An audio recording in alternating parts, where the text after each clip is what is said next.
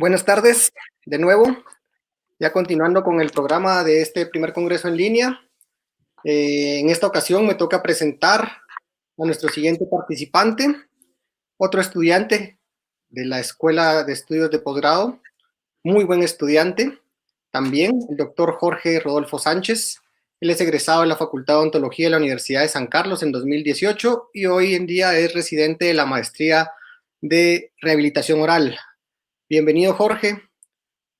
Todo tuyo el micrófono. Claro, buenas tardes. Mucho gusto, estimados colegas y público hoy presente. Para mí realmente es un privilegio formar parte de este congreso el día de hoy, que es el primer congreso que forma en línea la Escuela de Estudios de Posgrado, y agradecer también de antemano a mis profesores por la oportunidad de estar acá ante esta situación en la que nos encontramos de emergencia sanitaria. Esperando y también aprovechando la oportunidad, enviando un saludo a ustedes, esperando que todos ustedes y los suyos cuenten con salud el día de hoy. Entonces, doctor, no sé si estamos con algo más. ¿Podemos empezar?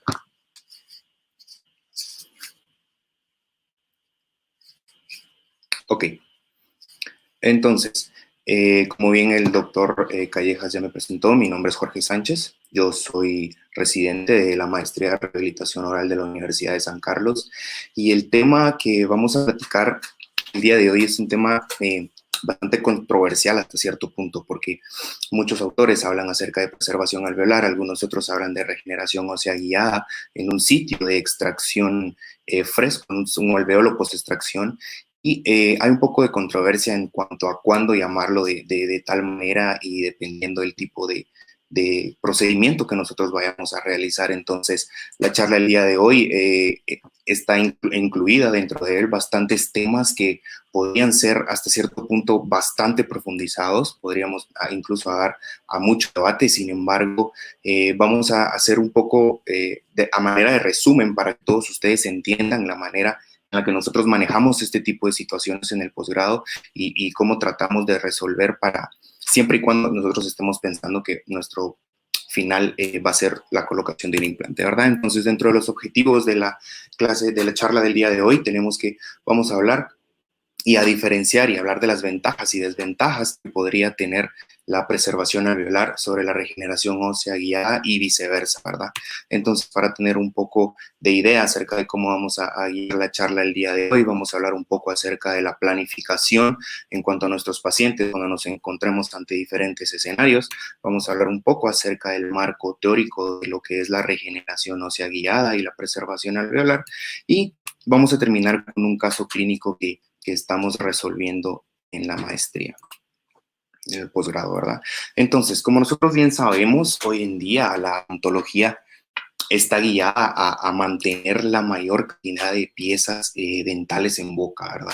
Entonces, uno de nuestros principales objetivos hoy en día es ese, y aparte de tener nosotros esa mayor cantidad de piezas en boca, de los objetivos principales también es relacionar esas piezas dentales con salud, y aparte de relacionar estas piezas con salud, mantener esa salud a lo largo del tiempo, que si bien o no se viene haciendo un proceso un tanto complicado. Sin embargo, nosotros bien vamos a saber que van a haber escenarios en los que nos vamos a encontrar que no vamos a poder nosotros mantener algún tipo de piezas en boca, porque nuestro único camino en el plan de tratamiento va a ser la extracción dental. Y aquí viene una parte muy importante para nosotros como clínicos, debido a que nuestra función va a ser siempre dar el mejor plan de tratamiento a nuestros pacientes, ¿verdad? Cumpliendo todos los marcos de referencia que nosotros tengamos. Sin embargo, bien sabemos que hoy en día no va por parte de nosotros únicamente esta decisión sobre qué tratamiento usar, o si uno pesa más sobre el otro, también hablando acerca del costo-beneficio que va a tener sobre el paciente. Entonces, muchas veces, por muchos factores que ya no van por parte nuestra, sino muchas veces también por parte de los pacientes, X o Y factores, mencionando unos tiempos de rehabilitación, algún tipo de problema económico hasta cierto punto.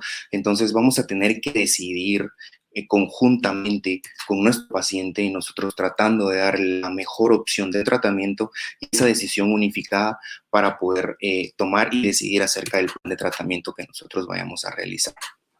Entonces, cuando nos encontramos nosotros siempre ante la necesidad de la extracción dental, como clínicos, nosotros tenemos que tener bien claro cómo nosotros vamos a rehabilitar ese espacio que va a quedar edéntulo al momento de nosotros hacer la extracción dental. Entonces, antes de realizar la extracción, nosotros estar pensando y decir, bueno, tengo diferentes opciones, como son prótesis fijas sobre implantes, prótesis fijas sobre dientes naturales, prótesis removibles, soportadas, removible, que nosotros conocemos como prótesis totales, ¿verdad?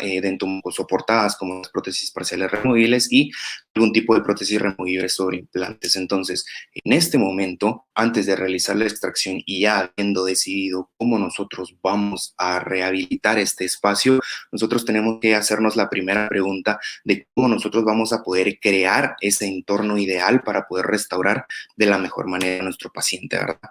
Entonces, ya habiendo decidido acerca del plan de tratamiento con el que nosotros vamos a rehabilitar, tenemos que saber que ante la extracción dental nosotros vamos a tener varios cambios biológicos que van a estar seguidos a esta extracción dental y que muchas veces vamos a tener que tomar de la mano algún tipo de tratamiento preprotésico, porque en la literatura se mencionan varios tipos de tratamientos preprotésicos antes de la restauración y seguido, como les mencioné anteriormente, vamos a estar guiando esta charla a la colocación de los implantes, ¿verdad? Entonces, cuando nosotros estamos ante el escenario de la extracción dental, vamos a tener dos tipos de problemas principalmente. Vamos a tener un tipo de problema estético, independientemente de la manera en la que nosotros vayamos a rehabilitar, vamos a tener este problema estético por la pérdida ósea que se va a dar y vamos a tener el tipo de problema que ante la colocación del implante tal vez nosotros no contemos con las condiciones ideales o adecuadas para la colocación del implante, mencionando que en la literatura se hace referencia de que después de los 6 meses a seguir la extracción dental en un sitio, independientemente de esté con piezas vecinas o no, se espera un aproximado del 50 o incluso hasta arriba del 50% de pérdida de reabsorción alveolar en este sitio. Dependiendo de los autores a los que nosotros estemos leyendo, generalmente se menciona que va a haber más reabsorción en mandíbula que en maxilar y por ahí que después de estos 6 meses la pérdida va a ir aumentando entre un 1 y 0.5% con el paso de los años, ¿verdad? Entonces, ¿por qué es que esta reabsorción sucede en el momento de la extracción dental? Como bien sabemos, a manera de resumen, vamos a hablar que la cicatrización espontánea consta de 3 fases, principalmente la fase inflamatoria, la fase proliferativa y la fase de modelado y remodelado. Si bien la fase de formación de coágulo y migración de células inflamatorias forma parte de la fase inflamatoria y estas en conjunto hacen el tejido de granulación que seguido a los 2 días después de la extracción dental vamos a pasar a la fase proliferativa, en donde va a estar las dos fases que conforman esta fase proliferativa, las cuales son la fibroplasia y la formación del hueso inmaduro. Y al terminar las 2 semanas vamos a llegar a la fase de modelado y remodelado, a donde quiero hacer y llamar un poco la atención, debido a que es en esta fase en la que nosotros vamos a tener esa pérdida de la estructura, ¿verdad? Alveolar, porque es acá que se espera aproximadamente en unas 16 semanas que nosotros vamos a tener esta pérdida que anteriormente mencioné, que va más o menos arriba del 50% de estructura. Entonces, es acá en donde nosotros tenemos que hacernos esta segunda pregunta y de mencionar y preguntarnos qué podemos hacer para evitar esta reabsorción alveolar. Esta reabsorción alveolar, si bien sabemos, no hay manera de evitar esta reabsorción alveolar por completo, debido a que la única manera de mantener esta altura de la cresta intacta, por así decirlo, la única manera es manteniendo la pieza en su lugar. Sin embargo, nosotros estamos ante este escenario en el que no podemos mantener esta pieza por X o Y motivo que ya no tiene ningún tipo de restauración. Nosotros vamos a tener varias opciones de tratamiento, si bien para evitar esta reabsorción vamos a poder limitar esta reabsorción hasta cierto punto, entre las cuales principalmente las más utilizadas es la extrusión ortodóntica, dentro de las cuales sus principios está ir al momento de estar haciendo la extrusión, pues ir formando hueso al mismo tiempo.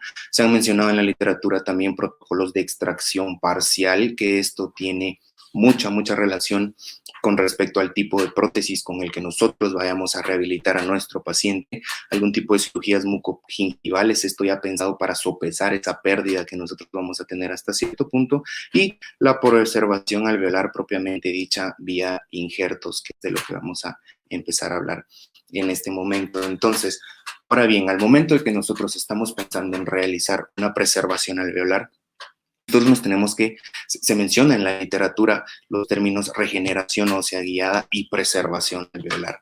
Y nosotros nos tenemos que preguntar a qué estamos haciendo referencia cuando estamos hablando acerca de estos dos términos, que si bien los dos hacen referencia al mismo procedimiento cuando estamos hablando en un sitio post-extracción, vamos a tener que diferenciar antes de la realización de este procedimiento, debido a que muchas veces los materiales, los biomateriales que vamos a utilizar van a ir muy de la mano en cuanto a las características del sitio quirúrgico que nosotros tengamos.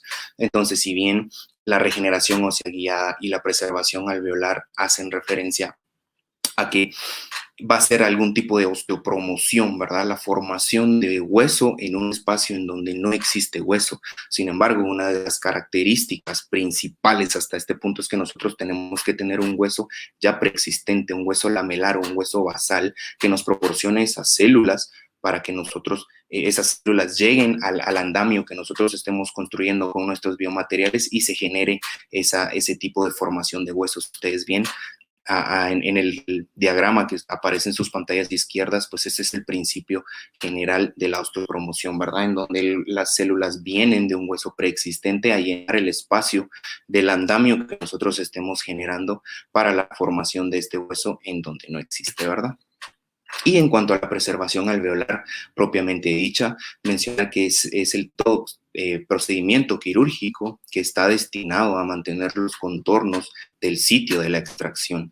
Y para hacer la diferencia en este momento, nosotros vamos a hacer la referencia a preservación alveolar cuando nosotros estemos ante un sitio que contemos con las 4 paredes del sitio post-extracción.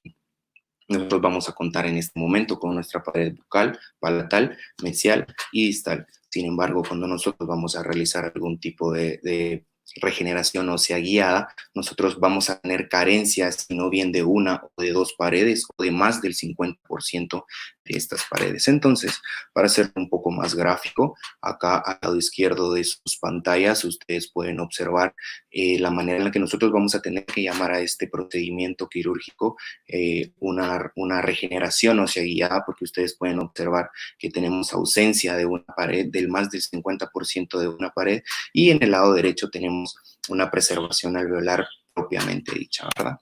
Un poco más clínica la situación.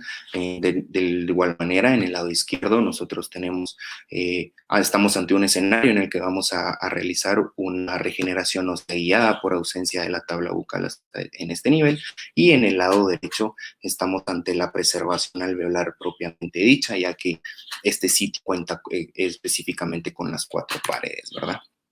Entonces, como bien ya han mencionado de igual manera las conferencias anteriores, siempre vamos a tener algún tipo de riesgo de éxito cuando nosotros hacemos cualquier tipo de procedimiento quirúrgico, ¿verdad? Y si bien va direccionado a 4 principales factores: un factor paciente, un factor biomaterial, un factor clínico y un factor que va a depender mucho de la técnica quirúrgica que nosotros utilicemos, ¿verdad? Entonces, a tomar en cuenta, en cuanto a la infección de un sitio post-extracción, se menciona mucho en la literatura y hay mucho debate en cuanto a esto. Sin embargo, a manera de conclusión, vamos a mencionar que si nosotros estamos ante un sitio que tiene algún tipo de infección, pero esta infección es crónica, con un adecuado debridamiento, nosotros vamos a poder realizar y ser predecibles en nuestro tratamiento. Sin embargo, si estamos ante un tipo de infección aguda, pues sí va a ser necesario que nosotros tratemos esta infección antes de hacer el tratamiento, ¿verdad? La diabetes, si bien sabemos, vamos a tener que tener un poco más de cuidado en los tiempos de cicatrización que nosotros tengamos. En cuanto a hábitos, el tabaquismo es el que más resalta, ¿verdad? Y en cuanto a la forma y el tamaño de efecto y la mantención del espacio, va a tener mucho que ver con los materiales que nosotros utilicemos, que nosotros vamos a hablar un poquito más adelante de esto. Y en cuanto a la exposición de la membrana, también vamos a hacer un poquito de auge en este tema un poco más adelante. Y en cuanto al biotipo gingival, mencionar que vamos a estar, si estamos ante un biotipo fino, nosotros vamos a tener vamos a esperar que haya un poco más de reabsorción en este proceso alveolar. Sin embargo, si estamos ante un biotipo grueso, esta reabsorción no se puede esperar de la misma manera, ¿verdad? Entonces, ¿cuándo nosotros vamos a realizar una preservación alveolar o una regeneración ósea guiada? En la literatura se mencionan 3 específicas funciones ante las cuales nosotros vamos a hacer una preservación alveolar, ¿verdad? Vamos a tener un factor estético, vamos a tener un factor funcional y vamos a tener un factor de riesgo. Cuando estamos hablando específicamente de estética, se menciona que generalmente vamos a tener un defecto muy grande si nosotros hacemos esta extracción dental, y principalmente en el sector anterosuperior, que es el que más demanda estética tiene hasta cierto punto. Y si nosotros hacemos extracciones seriadas o continuas, esta pérdida del alveolo va a ser mucho más grave hasta cierto punto, ¿verdad? Entonces vamos a tener y nos vamos a encontrar ante la presencia de un defecto óseo bastante grande. Y en cuanto al subgrupo de funcional, vamos a realizar una preservación alveolar o una regeneración ósea guiada cuando nosotros no logremos alcanzar esa estabilidad primaria que manda la literatura para la colocación de un implante inmediato, ¿verdad? Dependiendo de los autores que estemos leyendo, muchos autores mencionan que con 3 milímetros es suficiente, algunos otros mencionan que necesitamos 5 milímetros en apical para poder anclar este implante. Y si estamos ante la presencia de una pieza multiradicular y este septum no es el adecuado, pues también vamos a recurrir ante la realización de la preservación, antes de la realización de la colocación del implante, ¿verdad? Y en cuanto al factor riesgo, vamos a hacer referencia a las estructuras anatómicas vecinas que nosotros nos encontremos ante el sitio, ¿verdad? Mencionar acá a grandes rasgos el seno maxilar, el piso de las cavidades nasales y el conducto dentario inferior, ¿verdad? Entonces, si nosotros para lograr alcanzar esos 5 milímetros que necesitamos en apical para la implantación inmediata, si bien no contamos con este espacio o este espacio estamos ante un espacio muy reducido, por así decirlo, nosotros vamos a preferir hacer esta preservación alveolar para que después nosotros no corramos con el riesgo de perforar o tener algún tipo de complicación en cuanto a las estructuras anatómicas vecinas, ¿verdad? Entonces, para resumir, vamos a realizar una preservación alveolar cuando nosotros estemos ante la necesidad de la colocación de un implante, pero el desarrollo óseo del paciente por su edad no se ha dado de manera adecuada o no se ha dado por completo, ¿sí? Cuando no tengamos la disponibilidad ósea para alcanzar ese anclaje primario de estabilidad en nuestro implante, vamos a tener una pérdida bucal arriba del 50%, por lo que va a estar de la tabla bucal, arriba del 50%, por lo que va a estar indicada también la preservación alveolar, en este momento llamándose una regeneración ósea guiada, ¿sí? Y que el implante no pueda colocarse de una manera protésicamente guiada, y que al momento de que el implante ya estando óseo integrado vayamos a tener algún tipo de problema al momento de rehabilitar, ¿verdad? Y tener en cuenta mucho también que un periodo de cicatrización prolongado es bastante importante que lo mencionemos, debido a que generalmente, dependiendo de la literatura que nosotros leamos, van a haber autores que mencionan que dependiendo del biomaterial que nosotros utilicemos, la implantación después de la preservación alveolar va a ir por los 4 a 6 meses aproximadamente. Y un factor que la literatura no deja de mencionar y hace un poco de auge en este momento es la habilidad del operador, porque se menciona que cuando nosotros estamos ante un sitio en el que vamos a realizar una implantación inmediata, este procedimiento quirúrgico es hasta cierto punto bastante complicado, y que si las habilidades que el operador presenta en este momento no son las adecuadas para la realización de esta implantación inmediata, pues es de mejor manera igual realizar la preservación alveolar para que nosotros tengamos algún tipo de hacer un poco más fácil nuestro procedimiento quirúrgico al momento de la implantación, ¿verdad? Entonces, para hablar un poco acerca de los biomateriales, vamos a tener sustitutos óseos y sustitutos que nos van a ayudar a ese cierre del colgajo, o que nos van a ayudar a evitar esa migración de células de un lado donde no necesitamos hacia otro lado, como por ejemplo, vamos a explicar un poco más esto. Si bien sabemos, vamos a tener como sustitutos óseos autoinjertos, xenoinjertos, aloplásticos, ¿verdad? Y aloinjertos. Entonces, si bien ya hemos mencionado que el estándar de oro para la elección de un sustituto óseo por las capacidades de generación ósea que éste va a tener, siempre va a ser el autoinjerto. Sin embargo, por la morbilidad del paciente, este uso ha quedado un poco atrás y se han empezado a usar todos los materiales que son sintéticos específicamente o que provienen de algún otro ser humano o de animal, por ejemplo.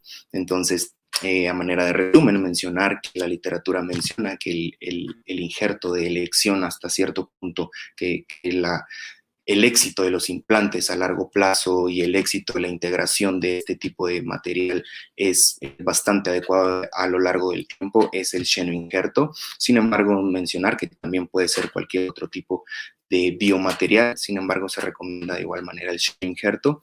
Y en cuanto a las membranas, vamos a mencionar que vamos a tener dos opciones principalmente para la elección. Vamos a tener una membrana reabsorbible y una membrana no reabsorbible, y que acá quiero llamar un poco la atención también a que esto va a depender mucho, va a ser un poco más importante la elección en cuanto al tipo de membrana que nosotros utilicemos, debido a que esta la vamos a elegir dependiendo del tipo de efecto ante el que nosotros nos encontremos. Si nosotros estamos ante un efecto muy grande, va a ser mejor que nosotros elijamos una membrana no reabsorbible con algún tipo de refuerzo de titanio, pero si estamos ante un defecto que no es muy grande, por decirlo de alguna manera, se menciona en la literatura que una membrana de colágeno va a poder resolver de correcta manera el escenario, ¿verdad?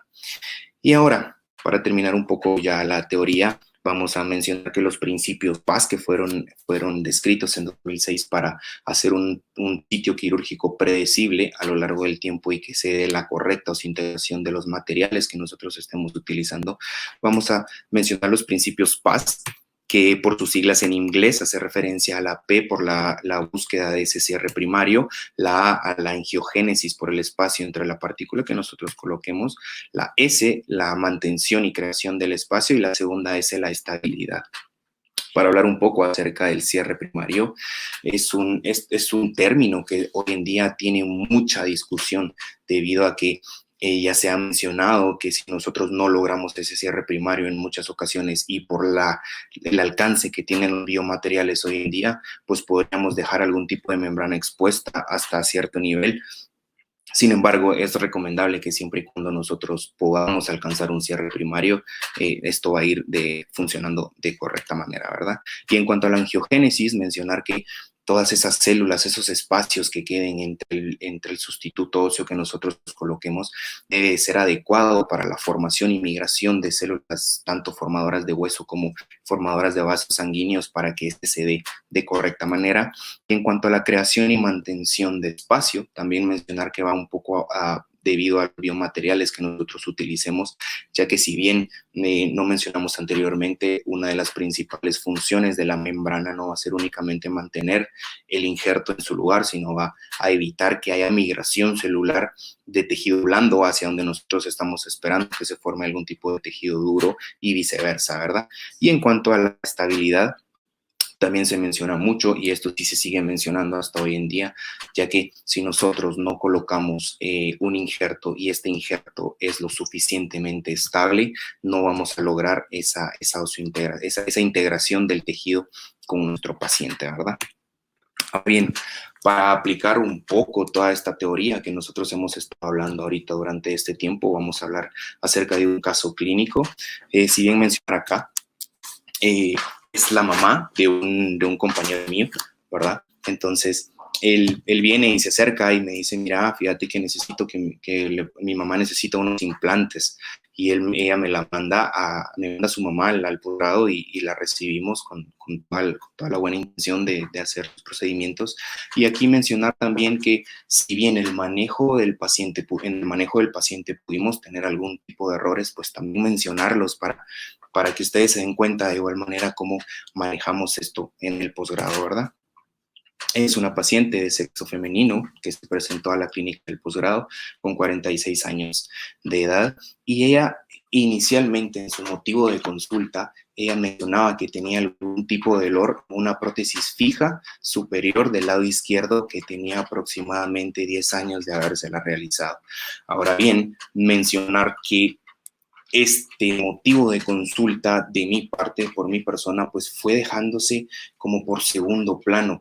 No le presté la atención adecuada en este momento, mencionando que fue una paciente que yo recibí a las 2 o 3 semanas de yo haber iniciado el programa, en donde generalmente estamos sacando fotografías, estamos montando modelos en el articulador, estamos encerando, estamos planificando, y por mencionarlo, dejé su motivo de consulta por un lado, por así mencionarlo, hasta que un día ella viene y me dice, doctor, ya no aguanto más este dolor, pues yo necesito que me revisen esto. Entonces, para hacer un poquito acerca de su historia, en su análisis facial, pues podemos observar que en este momento la paciente no era una paciente muy expresiva hasta cierto punto. Hoy en día ya tenemos bastante empatía con esta paciente y ella ya me cuenta que al inicio ella no se podía reír de manera adecuada debido a que cuando ella hacía ese despliegue de sonrisa para una sonrisa natural, ella sentía esa molestia en el área, ¿verdad? Y que por eso ella se había acostumbrado a reírse de una manera que no le causara dolor. Entonces, si bien acá podemos observar y llamar la atención a la pieza 2.4, que es la pieza que presentaba el dolor. Sin embargo, nosotros podemos observar que clínicamente hasta cierto punto no podemos observar que hay algún tipo de cambio de color muy agresivo o de edema, inflamación muy agresiva que nos llame la atención y que nosotros digamos, esto no se nos puede pasar por alto.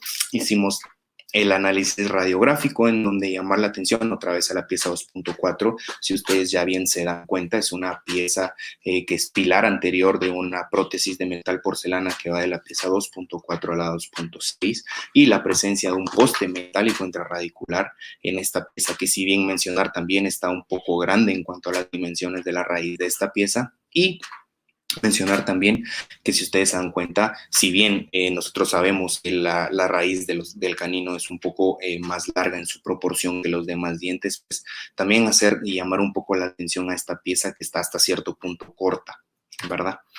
Entonces acá, al momento de la realización de la evaluación periodóntica, ¿verdad?, llamamos la atención a que nosotros nos hizo un marcaje de 15 milímetros la sonda.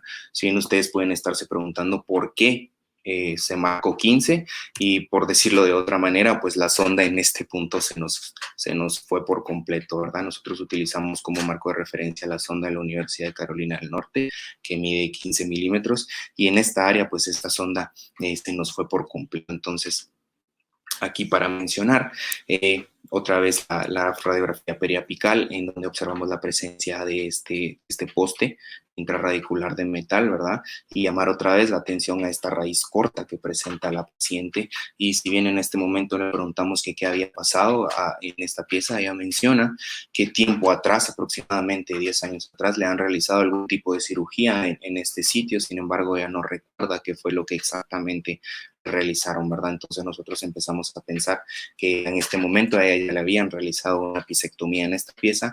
Y en la fotografía clínica, donde se observa también un poco de translucidez de este poste intrarradicular en la pieza 2.4, ¿verdad? Ahora, para recordar un poco el motivo de la consulta de la paciente, había sido que sentía molestia en esa pieza, y sin embargo hasta este momento en que nosotros le prestamos la atención adecuada, la atención que merecía el caso, porque ella llegó diciendo que no soportaba más este dolor, ¿verdad? Entonces decidimos hacer la elevación de la prótesis fija en este nivel, en donde nosotros estábamos pensando que el problema tal vez iba por algún tipo de problema del pilar que tenía en la pieza 2.4, sin embargo nos dimos cuenta que no era así, por lo que recurrimos al departamento de la maestría de endodoncia.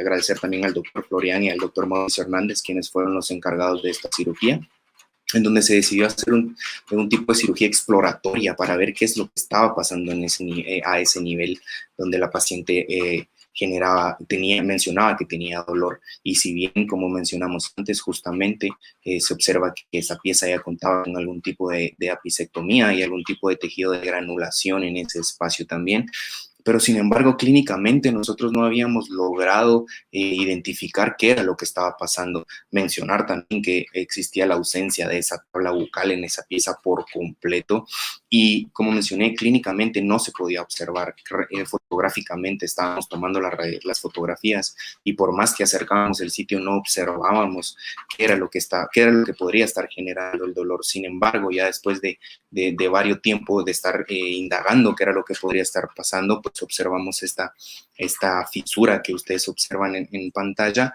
y que seguido a esto decidimos colocar azul de metileno para ver si en serio esta era una fractura vertical, que era lo que hasta cierto punto estábamos pensando en este momento. Y justamente dimos con el punto de que era justamente una fractura vertical, ¿verdad? Entonces, acá ustedes pueden estar preguntándose por qué no hizo la exodoncia de una vez en este momento. Y si bien mencionar que, recordar que en este punto nosotros teníamos poco tiempo de haber ingresado a la paciente al programa y nosotros no teníamos el plan de tratamiento adecuado, como bien les mencioné al inicio de la charla. Nosotros necesitamos un plan de tratamiento adecuado cada vez que nosotros nos encontremos ante el escenario de que vamos a tener que hacer una extracción dental. Y aquí mencionar que si nosotros hacíamos la exodoncia en este momento, no íbamos a tener un soporte anterior para ese provisional que íbamos a tener que adaptar después de la remoción de esa prótesis fija, por lo que entonces decidimos cerrar el colgajo de nuevo y esperar a que nosotros pudiéramos planificar de correcta manera el caso para poder realizar esta exodoncia y ver qué íbamos a hacer en este nivel. A esta paciente se le van a colocar 2 implantes en este espacio, el sitio que va a quedar edéntulo en 2.4 y el sitio por el que estaba puesto esta prótesis fija de 3 unidades, que es la pieza 2.5, se van a reponer con 2 implantes. Entonces se decidió hacer una preservación alveolar en este nivel, ¿verdad?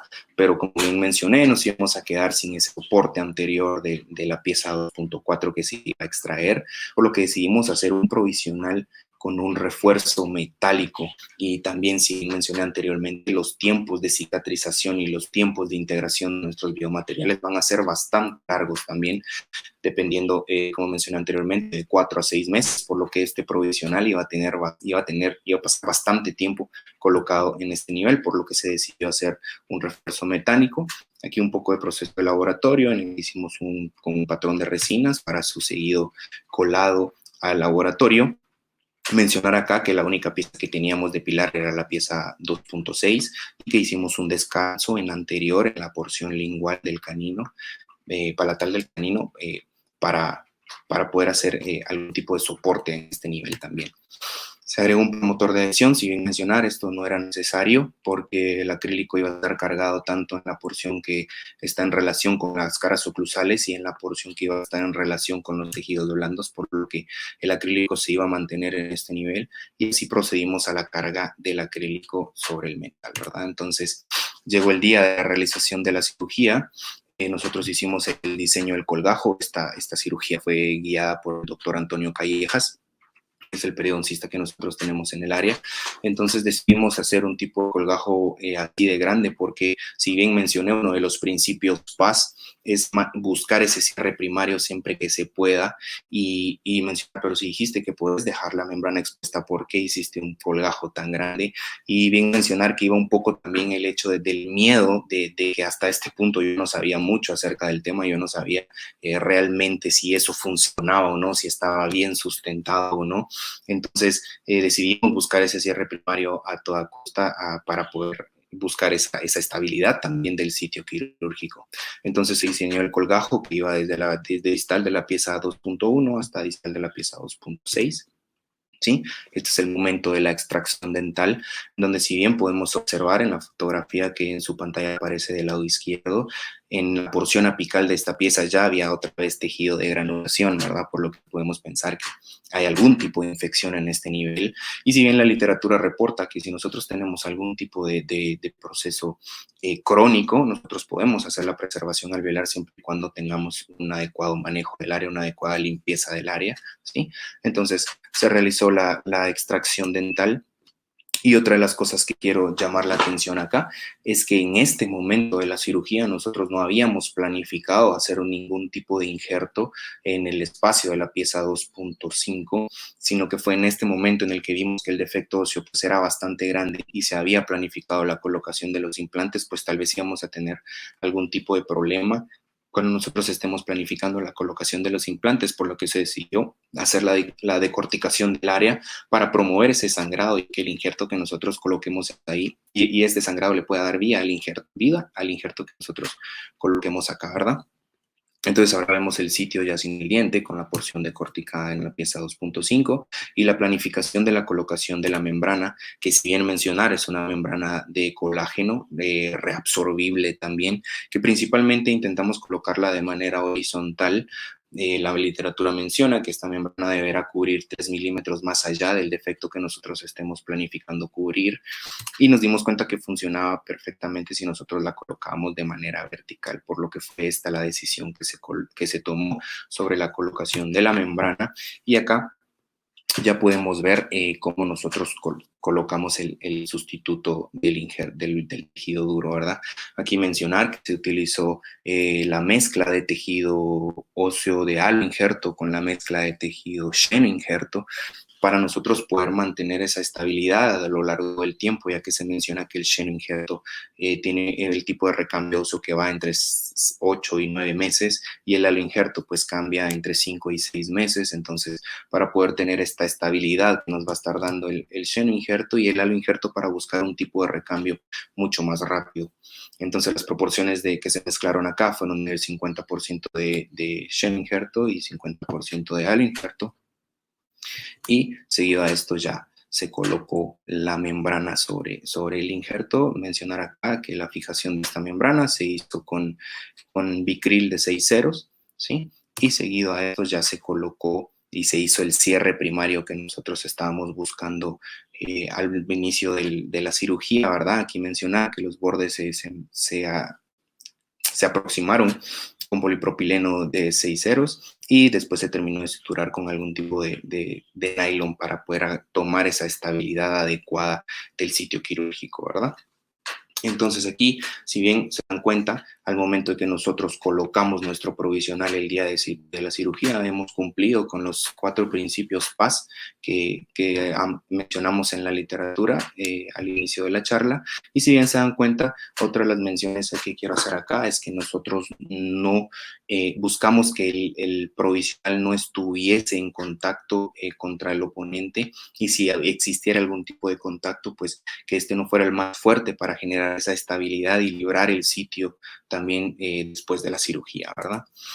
Esta es la reevaluación que nosotros tenemos a los 7 días seguida a la cirugía. Si bien se dan cuenta, podemos observar bastante placa dentobacteriana sobre el acrílico del provisional, mencionando que nosotros le dijimos a la paciente que no se tocara el área en estos siguientes 7 días y que únicamente hiciera algún tipo de enjuague para mantener limpia el área. Sin embargo, el cepillado lo omitimos en estos 7 días. Y es acá la evaluación clínica que nosotros tenemos en 90 días. Si ustedes bien se pueden dar cuenta, pues las proporciones clínicamente se observan ahora un reborde bastante grueso, ¿verdad?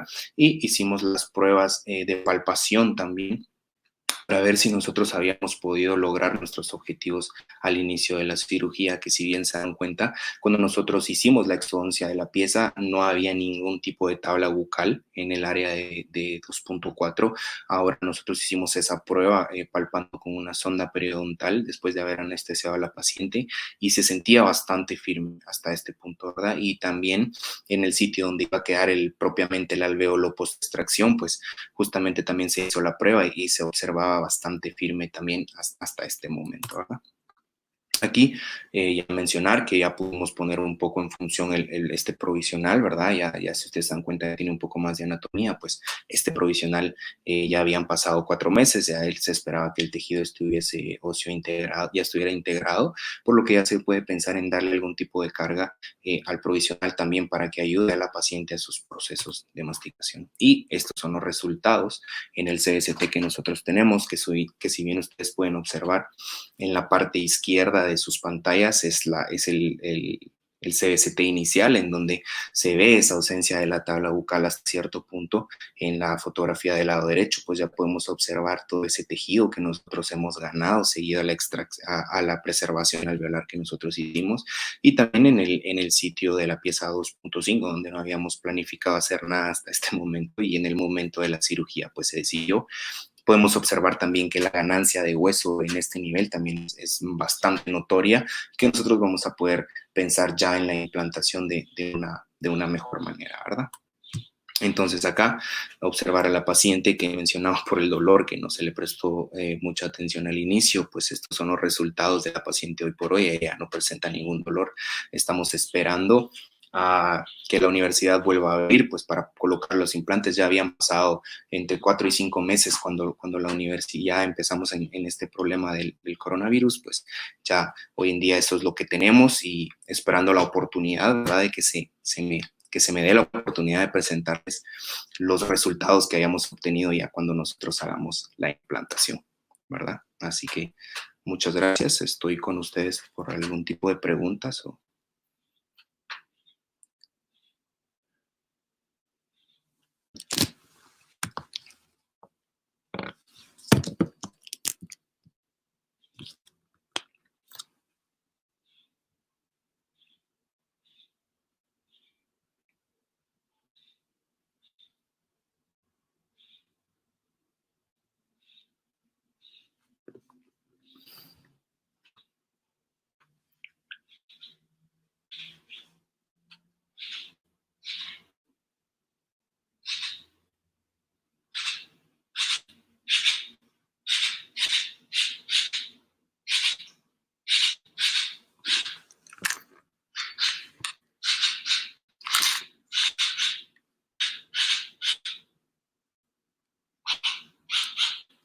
No sé si está por ahí el doctor Callejas. Perdón, ¿ya me oyen? ¿Sí? ¿Perdón? Sí. Sí, ¿Ya? doctor. Perdón, Sí. esto no se... Perdón, ya estamos listos. Doctor Alvarado, no sé si está con nosotros ahí, ¿no? Ok, perdón. Listos. ¿Ahora sí me escuchas, Jorge? Sí, doctor. La pregunta dice, doctor, al efectuar la extracción dental, ¿recomendaría la presión digital entre la tabla bucal y lingual? Sí, sin duda. Es una de las cuestiones que nosotros estamos buscando. Si bien no mencionamos a lo largo de la charla, pues la extracción dental lo menos invasivo posible es una de las indicaciones también al momento que nosotros estemos pensando hacer una preservación alveolar para lograr lo más que podamos esa integridad de las tablas, ¿verdad? Si bien hay técnicas que se han propuesto, técnicas que van a atacar directamente el ligamento periodontal, algunas otras técnicas en las que la pieza se parte en dos para poder tener un mejor control de esa extracción. También está indicado, lo que nosotros tenemos que buscar hasta cierto punto es que nosotros podamos mantener la integridad de las tablas bucales de esta manera. Muy bien, siguiente, el doctor Erwin González pregunta, muy bien Jorge, comenta, muy bien Jorge, ¿hay posibilidad que suceda una infección post-extracción y esto afectaría la recuperación?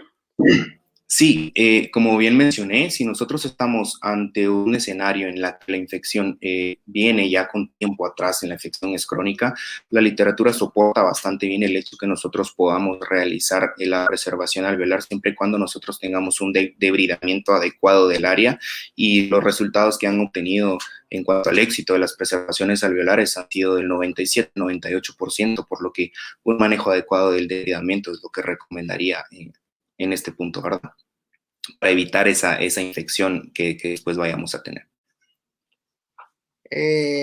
Muy bien, gracias. Gustavo de la Roca dice muy buena conferencia, Jorgito. Pedro Asturias comenta muy bien. Manolo Ramírez dice felicitaciones, Jorge, muy interesante la conferencia, éxitos. El doctor José Mendoza, felicidades, en serio, excelente plática. La doctora Mónica Paola Sánchez, felicidades, doctor Sánchez. Olga García, felicidades, doctor Sánchez. ¿Podría ampliar cómo realizó la colocación de azul de metileno en la pieza para diagnosticar una fractura vertical? Sí, esta cirugía exploratoria nosotros la realizamos en conjunto con el departamento de endodoncia, y aquí mencionar que el azul de metileno se puso por goteo, ¿verdad? Se decidió la realización de la utilización de azul de metileno, ya que se menciona que la partícula del azul de metileno es del mismo tamaño que una bacteria, por la que tiene ese fácil acceso a estas estructuras que son de tamaño reducido, y es que justamente nosotros ahí logramos observar esta fractura, justamente fue por método colocamos unas gotas de azul de metileno sobre la pieza, ¿verdad? Ok, Erwin González dice de nuevo, te felicito, una muy buena claridad en las técnicas quirúrgicas. María Fernanda Escalante, felicidades Jorge. María José López, felicidades doctor. El doctor Diego Estrada, gracias Jorge. Y felicidades doctor, dice Emi Carolina. Vamos a ver si no hay alguna más. Otra pregunta que me hacen llegar aquí es, ¿cuánto espacio se dejaría entre el provisional que se colocó y el tejido? Y el tejido blando que se colocó. ¿Se Ya. dejaría un espacio? ¿Se deja en contacto? ¿Y cuándo podría entrar en contacto? Ya, nosotros aquí mencionar que nosotros cuando hicimos esta colocación del provisional seguido a la cirugía, pues mencionar que los tejidos van a estar inflamados, ¿verdad? Entonces, si bien no vamos a poder decir que el contacto entre el provisional y el tejido blando lo vamos a evitar por completo, siempre y cuando nosotros tenemos que estar buscando que el contacto sea lo mínimo posible, ¿verdad? Porque como mencioné, los tejidos van a estar inflamados, entonces no es como que vayamos a poder tener un control adecuado sobre el contacto que ellos van a tener. Entonces nos pasamos a la otra porción del provisional, ¿verdad? En donde no haya ningún tipo de contacto oclusal para evitar que al momento de la paciente funcionar, mande mucha carga sobre el sitio post-extracción, ¿verdad? Y otra, postquirúrgico. Y otra de las recomendaciones va por el hecho de que siempre les digamos a nuestros pacientes que muerda del lado opuesto por algún tiempo para que nosotros estemos cuidando nuestro sitio postquirúrgico, ¿verdad? Perfecto, gracias. Bueno, nos estaban aquí diciendo el audio y que les pido disculpas que me quedé sin audio en el inicio. El doctor Ricardo Carrillo dice, buena presentación. Doctor Jorge Armando García Piloña, felicidades Jorge, excelente conferencia. El doctor Otto Guerra, felicidades doctor Sánchez, excelente presentación. Mónica Hernández, la doctora Mónica Hernández, felicitaciones Jorge. La doctora Carla Hernández, qué excelente presentación, muchas gracias. La doctora María Eugenia Castillo Escobar, felicidades Jorge. Y Anayansi Melgar, felicidades Jorge. Yo creo que ya no tenemos ninguna pregunta más. De nuevo, te doy pues, mi grata felicitación por el tema presentado, un tema muy interesante, con una muy buena claridad de presentación y se ve que pues, se obtuvieron muy buenos resultados. Ya con esto, pues terminamos esta parte y te otorgamos este presente diploma que dice la Universidad de San Carlos de Guatemala y la Escuela de Estudios de Posgrado de la Facultad de Odontología otorgan el presente diploma al doctor Jorge Rodolfo Sánchez Rodríguez por su colaboración como conferencista en el primer Congreso en Línea 2020 de la Escuela de Estudios de Posgrado de la Facultad de Odontología de la Universidad de San Carlos, dado en la ciudad de Guatemala el 6 de mayo del 2020 y enseñad a todos. Muchas gracias a todos por su participación.